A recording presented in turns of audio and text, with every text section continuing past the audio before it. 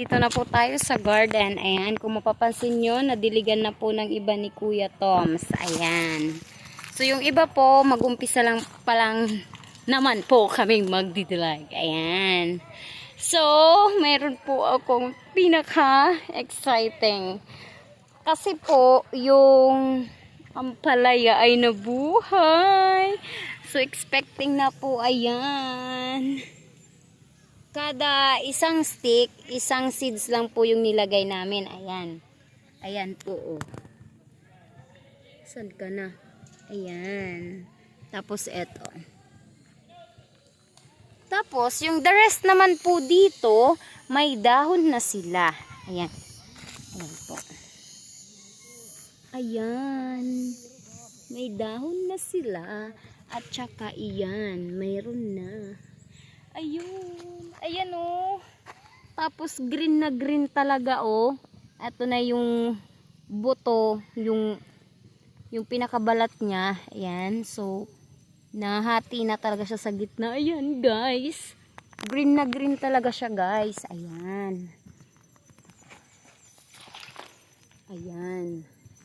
So, halos 95% po ng plot na ito mula po dito sa kinatatayuan ko until po doon sa may mga sticks, lahat po yun ay ampalaya. So, halos lahat po ng sticks ay meron pong nabuhay na seeds. Ayan. Ayan po. Ayan. Yung iba ganito pa lang. Yung iba pa lang, paakyat. Ayan. Tulad niyan. Eto. Ayan o. Napakaganda. Guys, grabe. Grabe na-excite ako. Sabi ko pa lang yung last vlog ko na next week okay na to eh. Pero ngayon tinitingnan ko guys. Grabe. Buhay na po sila. Ayan. Yan po kalawak ang aming farm dito sa Santo Niño. So talaga naman pong happy, nakaka-good vibes po pag ganito yung mga pananim nyo na tumubo na po talaga sila. Kasi pagka ganyan po, talagang 100% po tama po yung ginawang procedure. So, talagang mabubuhay yung seeds, 'di ba? Tulad niyan. Ayan. Oh.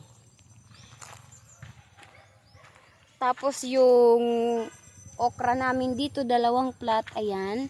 So, may mga buhay na po iyan. Buhay na po sila. Until po dito sa kabila.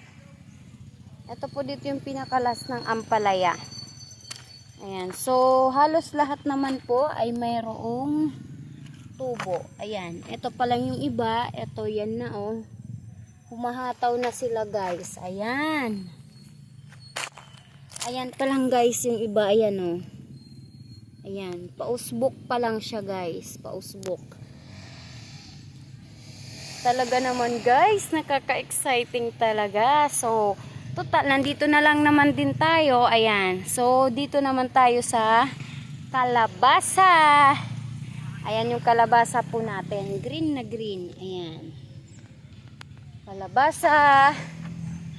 Ayan. Maganda po yung tubo nila dito. So, nung last week po naninilaw sila. So, ngayon, bumalik na po sila sa pagka-green. Ayan.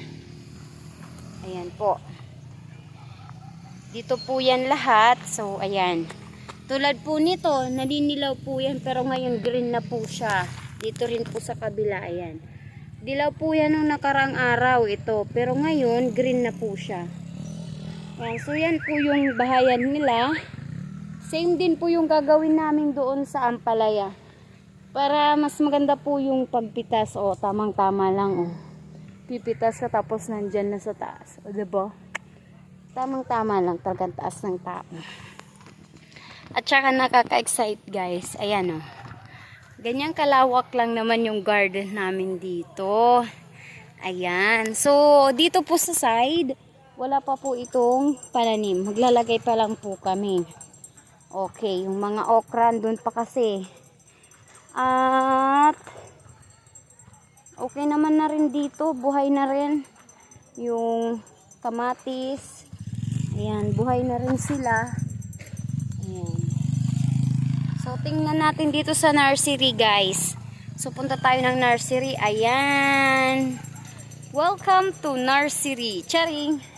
Ato na, guys. So, nandito na tayo sa loob ng nursery. Papakita ko na sa inyo ang aming seedling ng tarong. Charing!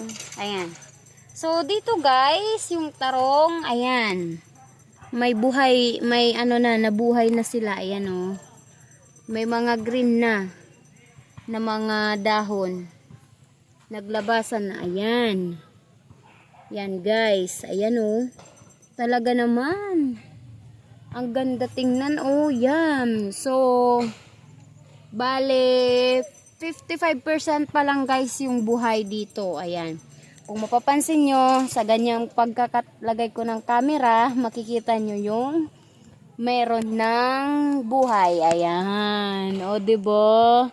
Nakaka-inspired naman yung ganyan. Kasi, 1 week after nito, ganyan na siya. So, haba na siya ng mga ganyan, guys. So, pwede na siyang ilipat. Pwede na natin siyang i-retransplant, guys. Ayan. So, ayan. Dito naman yung iba, guys. Pahabol kasi natin yung dito sa kabila na eggplant. At ito naman din yung nauna. So, maybe Wednesday pwede na yan i-retransplant siya. Ayan, guys. So, dito na retransplant na pala natin yung iba. So, yun lang, guys, for today's videos. Thank you so much.